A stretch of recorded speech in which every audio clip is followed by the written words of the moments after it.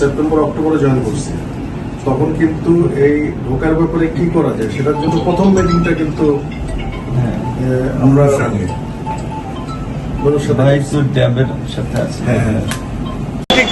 যে জায়গায় ইঞ্জুরিগুলো হয়েছে এই জায়গাগুলো খুব ফ্যাটাল, তারপরে এইটাও ইঞ্জুরি হয়েছে এবং ব্লিডিং হয়েছে।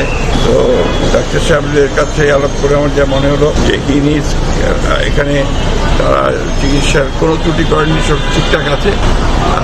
এখানে কিছু দিন রেস্ট নিয়ে হি নিডস একটা এভালুয়েশন আউটসাইড, বাইরে তার একটা এভালুয়েশন দরকার। কারণ তার যেমন এখনো আপনার সে খেতে পারে না, তা লিকুইড খেতে হয়, এই জন্য তারা বুঝে যে রিকভারিটা টাইম নিচ্ছে। তো সেগুলো হচ্ছে যে এটা ইটস এ ফ্যাটাল থিং।